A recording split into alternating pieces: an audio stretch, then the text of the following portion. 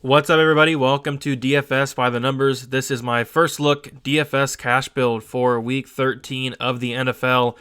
Coming off of a pretty good week last week, cash not so great. Had a lot of guys not do so great. Dalvin Cook, 9,500, kind of busted there. We'll talk about him again. Darren Waller didn't do great, but in tournaments, fantastic. Couldn't have asked for a better week in tournaments. Had that Chiefs stack going on. Tyreek Hill, 60 DraftKings points. It was a little popular, more popular than I wanted, but still a pretty solid week overall nonetheless. So hopefully keep it going. Have been on kind of a roll as of late, so hopefully keep it going for week 13 here. In a week that's really interesting. We'll just start with the quarterbacks. Like, the quarterback situation's very weird this week. Not a lot of plays that really stick out. I was even debating putting Mitchell Trubisky in this video, but man, that's just how you know how tough this week is from a quarterback perspective. There's a couple plays we'll talk about here, but as always, before we start the video, if you guys can leave a like, subscribe if you have not yet, would appreciate that a ton. And just going to go through, build kind of a first look cash build for you guys, just kind of a first look perspective. Of course, a lot of things are going to change by the time that the slate starts on Sunday. So make sure you look out for the video where I'll go over my final plays sometime on Saturday, hopefully. Maybe Friday. I've been getting an earlier start on this week here, so hopefully get it out a little bit early for you guys. But let's get started here, starting with the quarterbacks. And the guy I like, and like I said, this quarterback situation is really weird. You got Russell Wilson up top against the Giants. I do think they'll probably get out to a big lead. They'll probably run the ball a ton, so don't really want to go there. Kyler Murray dealing with an injury. Did not look great at all last week. Deshaun Watson missing Will Fuller. So just lots of question marks up top. So probably going to be a spend down, or in this case, kind of in that mid-range right there with Aaron Rodgers. I like a lot at 6,800. And in this game, it is a 47-point game total where the Packers are 9-point favorites. And Rodgers is averaging 25.5 DraftKings points per week this year. Just a really solid matchup against this Philadelphia defense. And you get the decent savings off the top guys like Russell Wilson, like Kyler Murray there. And I think Rodgers has a lot of upside here. Great stackable options, of course. Devontae Adams, great stackable options. I'm not going to be using him in this lineup specifically, but definitely in tournaments, I do like that Rodgers-Adams stack, even though it is really expensive. But other guys we'll talk about. Robert Tonyan, I think, is a really cheap option to stack him with. MVS, guys like that. So I really like Rodgers here. I really like the matchup. I really like the price as well. So probably going to be going Rodgers in this first look cash build, because I don't really like the guys up top this week. And the guys below him, there's some decent pump plays that I'll talk about Friday or Saturday, but I just think going Rodgers there is a good look there. So going to running backs, and so going right to the guy that screwed half the people in cash was like 80% people last week, and that is Dalvin Cook. Dalvin Cook, 9,500 here, same price as last week, and another good matchup here against the Jaguars. You got the 52-point game total where the Vikings are 9.5-point favorites. I really like that for Dalvin Cook, just from a game script perspective. And Dalvin Cook still averaging 27 DraftKings points per week after having a pretty poor game last week. I think he scored 11 DraftKings points. And so I think his ownership is going to definitely be lower than last week. He's not going to be 80% in cash. He'll still be 50%, something like that. And tournaments will still be decently owned, but I still think it's going to be lower than last week for sure, 100%. But 30-plus touch upside any given week for Dalvin Cook. He did miss some in that game last week. He still had 22 touches. So I still think that the 30-plus touch upside is there for him. You get the pass catching upside as well. Touchdown upside, scoring 14 touchdowns on the year. And you can't really ask for a better matchup and a better game script here against this Jaguars defense, who is really bad against the run. I do think they're probably going to get out ahead and just run the ball. So give me Dalvin Cook, 9,500. And of course, a lot of people are going to go towards Derrick Henry, but I do think Dalvin Cook definitely has the better floor. Dalvin Cook can go out there and catch passes. He can't score a ton of touchdowns, but I do like Derrick Henry a lot as well. Just not going to put him in this lineup.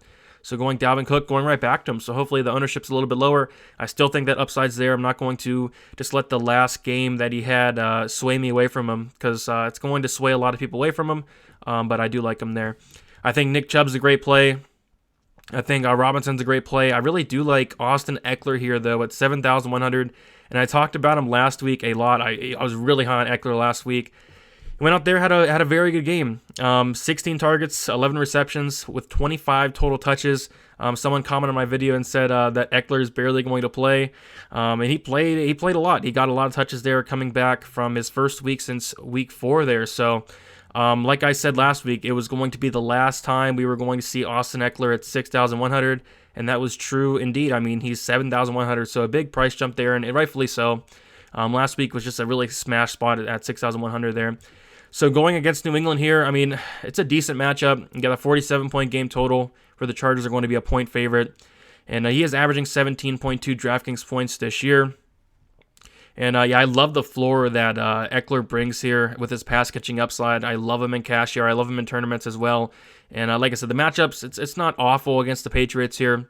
But yeah, I really, really like Ekeler here just for the ability to catch as many passes as he can. I mean, 16 targets, not expecting that, but I think we can, safely expect, like around 10 targets for Ekeler there. Yeah, so give me Ekeler here. I like it a lot versus the Patriots. All right, we'll move down to the wide receivers, and we'll come back to the flex in a little bit. And at wide receiver, if you can go up for him and get him, Davante Adams, and I think this week that a lot of people are going to gravitate towards paying up at running back for your Derrick Henrys, for your Dalvin Cooks, lots of great running back plays up top. I think if you want to get a little bit different, you can go up and get Davante Adams this week, and I really do like the Davante Adams-Rodgers stack for this lineup in general. I'm not going to be doing that, but I am, eyeing Davante Adams a lot. I mean, I know he's really expensive, but for a good reason there. Obviously, Metcalf has been an animal this year. Keenan Allen is a great cash play each and every week. I think that's fine. But I'm going to go to A.J. Brown here, 7,600 versus Cleveland, and a 54-point game total, which I believe is either the first or second best. I want to say it's the first, the biggest total on the slate here. So very intriguing there where the Titans are 5.5-point favorites. And he's averaging 8.2 DraftKings points per week, a little over 7 targets per game, 8 touchdowns in 9 games, so good touchdown upside there. And Ward for the Browns is not expected to play, which should hurt the Browns defense a lot. So yeah, I love the matchup against a Browns team who does struggle versus the pass in general. So taking out Ward, their best cornerback, I do think that's going to hurt them a ton there. So really like Brown. I really like the upside. I really like the total. I like the matchup. So give me A.J. Brown here at 7,600. Yes, he is expensive, but for a good reason. The matchup's there. The usage is there. I like him a lot there at 7,600. All right, and then going down, of course, going to need some value plays here. Just scrolling down, I really like Brandon Cooks. I think he's a fantastic play, just because Fuller's going to be out. But going down to Denzel Mims, 4,100 versus the Raiders. So played Mims last week. He did okay for his price. 10.7 DraftKings points at 3,500. They did price him up a little bit here, and rightfully so. I still think it's a little bit cheap here, 4,100 versus the Raiders. You got a 47-point game total where the Jets are 7.5-point underdogs. And Mims is averaging 9.1 DraftKings points per game, and he's averaging 6.5 targets per game, which I like a lot. You got a really solid matchup against the Raiders here. And I think Sam Darnold coming back, he played last week. I think Darnold coming back is going to definitely help out Mims better than like Joe Flacco throwing to him. So I think that helps out a lot. And yeah, the Jets should be coming from behind, leading to more passing attempts for the Jets. So I think Mims is still a little bit cheaper. I still think he has a decent amount of upside, especially with Darnold playing and not Flacco at quarterback. So yeah, give me Mims at 4,100 for a cheap wide receiver there. And then going down to another cheap wide receiver. And there's a couple ones down here that I really like, but COUTEE, 3,500 versus the Colts, and a 51.5-point game total. So the Texans are 3-point underdogs, and KEKE is averaging 5.6 DraftKings points per week. But of course, Fuller is suspended. I think they said, 6 games, which is huge. Stills was cut, and Cobb is on the IR, making KEKE here the wide receiver 2 for the Texans, a team that's been, pretty solid this year offensively. So just a really, really cheap punt wide receiver 2 here. KEKE's going to get a ton of opportunity at a really good price. I think he's going to be fairly popular. Obviously, I really like Brandon Cooks a little bit more, but you're getting a nice savings off of him. And really liking the cheap Texans stack this week. I know it's not the best matchup in the world against the Colts, but I still think that's a really, really cheap stack. And Watson's been pretty fantastic this year for the most part. So, yeah, KEKE, love him at 3,500 there for the third wide receiver in this lineup. All right, we can go to tight ends here. And, of course, up top, we have Waller, who, again, screwed me last week and screwed a lot of people. Had a fantastic matchup against Atlanta. The Raiders in general had a fantastic matchup against Atlanta, did awful. Ingram had a really good game last week, but I'm definitely going to pay down at tight end this week. I'm not going to go up and pay for Waller this week. I really like Austin Hooper against Tennessee, but this is a really interesting play here. Robert Tonyan, 3,700 going against the Eagles here. And what is a 47-point game total. Touched on him earlier in the video where the Packers are 9-point favorites. And he is averaging 12.5 DraftKings points per week and per game, and 7 touchdowns on the year there. And the Eagles really do struggle versus the tight ends, giving up the 8th most DraftKings points to tight ends this year on average. And honestly, it just seems way too cheap here in a really good matchup. And just for how well Tonyan's been playing this year, I mean, he's been pretty decent. And really liking the Tonyan and Rodgers stack this week. Tonyan, Rodgers, Adams, especially in this lineup as well. Just a cheap punt tight end. I like it a lot against this Eagles defense that is not so great at covering the tight end. So Robert Tonyan seems like a pretty easy play there at tight end for me. I'm just way too cheap. And then we'll fill out the flex. And so going down, and yeah, this is not the prettiest play in the world, but it's still a pretty solid play, and I do think it'll be popular.